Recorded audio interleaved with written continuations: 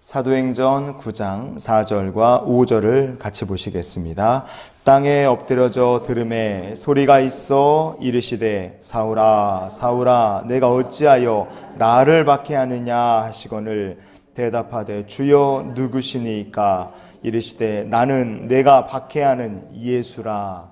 아멘. 예수님 만나기 전에 사도 바울의 모습을 우리가 성경에서 볼 수 있어요. 사도행전의 9장 1절 말씀을 보시면 이렇게 되어 있습니다. 사울이 주의 제자들에 대하여 여전히 위협과 살기가 등등하여 그랬습니다. 위협과 살기가 등등했다. 사도 바울은 정말 똑똑하고 굉장히 지적인 사람이었어요. 그러나 그랬던 바울도 예수님 만나기 전의 모습을 보면 살기와 위협이 등등하다. 성경 얘기합니다. 거의 제정신 아닌 모습인 거죠. 바울은 스데반 사도가 돌에 맞아 죽는 현장에서도 돌로 때려치는 사람들의 옷을 들고 증인으로 있었어요.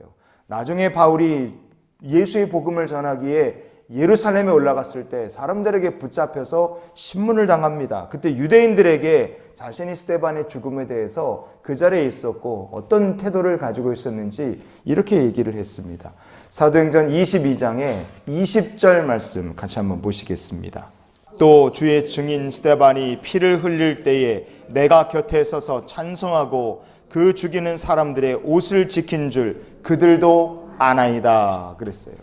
스데반이 순교할 당시만 해도 사도 바울은요, 피 흘리고 죽어가는 스데반의 모습을 보면서 저 사람은 죽어 마땅하다 그렇게 생각했고, 사람들이 스데반을 돌로 때려 죽이는 것에 대해서 찬송을 했고, 아예 이 일은 율법을 따라 공정하게 진행됐다는 것을 증명하는 공증인 랍비의 역할을 사도 바울이 자기가 자처를 했습니다. 이런 거 보면 예수님 만나기 전에 바울은 그리고 지적이지만 굉장히 잔인한 면이 있고 제정신 아닌 사람 같았다 우리가 볼 수 있습니다. 바울은 그 정도로 예수님에 대해 철저하게 부정적이었어요. 절대로 예수의 이름에 희망이나 구원이 있다고는 이 사람 생각도 못하고 살았습니다. 그랬던 그가 예수를 전하기 위해 예루살렘에 와서 복음 전하다가 붙잡히고 감옥까지 가는 것도 불사하는 사람이 됐습니다. 완전히 삶이 180도 바뀐 거예요. 왜 이렇게 됐겠습니까? 그가 살아계신 예수님을 만났기 때문에 그래요. 다메섹 도상에서 예수님 만나고 구원받은 다음에 바울은 드디어 예수를 온전히 전하는 복음의 증인으로 평생을 삽니다. 디모데후서 4장에 18절 말씀을 오늘 말씀의 결론으로 같이 한번 보시겠습니다. 주께서 나를 모든 악한 일에서 건져내시고 또 그의 천국에 들어가도록 구원하시리니 그에게 영광이 세세 무궁토록 있을지어다. 아멘. 디모데후서는 사도 바울의 인생 마지막 서신이라 우리가 보면 됩니다. 그러니까 디모데후서 4장의 18절 말씀은 사도 바울이라는 한 사람의 공적 사도의 삶의 마지막 피날레라, 결승점이라고 우리가 보셔도 돼요. 감옥에 갇혀 이제 죽음을 앞두고 있는 노년의 사도 바울이지만 그에게는 천국을 바라보고 있고 하나님 주시는 영광을 바라보고 있음을 우리가 볼 수 있습니다. 젊은 시절에 위협과 살기가 등등했던 바울의 모습이 이렇게 하나님 나라 영광을 위해 예수의 영광을 바라보는 삶으로 변화된 것은 그가 주님을 만났기 때문에 그렇습니다. 영원한 기업이 되시는 주님을 만남으로 이렇게 삶이 변하는 거죠. 성도 여러분, 예수님을 만나면 인생이 바뀜을 우리가 기억했으면 좋겠어요. 그래서 여러분, 가정, 모든 식구들, 사랑하는 모든 이들, 전도의 대상자들이 예수님을 만나게 해주시옵소서. 우리의 늘 기도가 끊이지 않을 수 있기를 원합니다.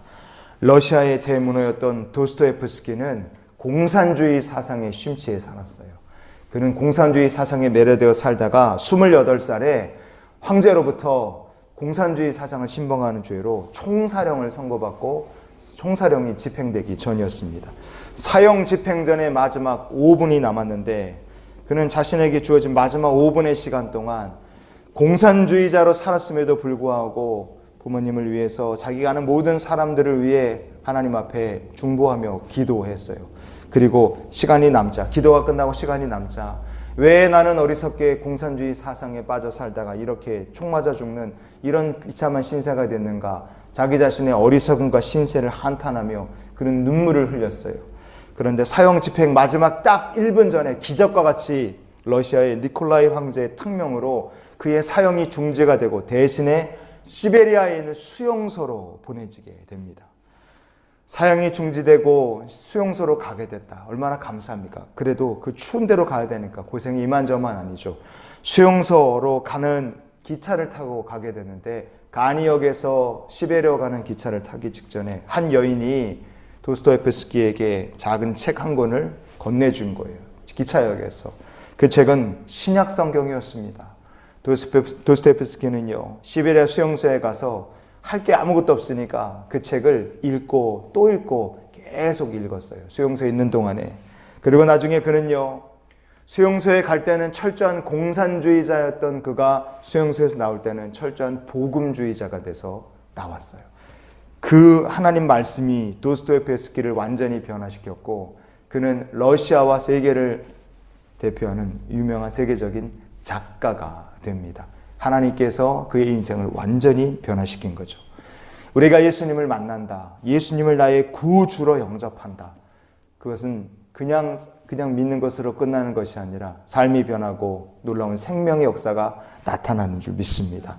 하나님 영광을 위해 사는 삶으로 하나님께서 그의 삶을 바꿔주실 줄 믿습니다. 그래서 우리가 이런 기도로 오늘 하루의 삶을 살았으면 좋겠어요. 하나님, 오늘도 생명의 주님을 우리가 만나게 하여 주시옵소서. 여러분이 만나신 생명의 주님을 자녀들이 만나고 가족 식구들이 다 만나고 여러분이 기도하는 전도의 대상자들과 이 민족, 이 시대에 살아가는 사람들이 생명의 주님을 다 만날 수 있기를 원합니다. 바울이 예수님 만나 변화되고 도스토옙스키가 예수님 만나 변화됐듯이 우리의 삶도 예수님을 만나 변화될 것이고 생명의 주님과 함께 동행하는 삶을 살게 할 줄 믿습니다. 오늘도 영광의 주님, 우리를 만나 주시옵소서. 이 소망 가지고 사시고 이 소망을 가지고 기도하며 사시는 주님의 백성들이 되시기를 예수님의 이름으로 축원을 드립니다.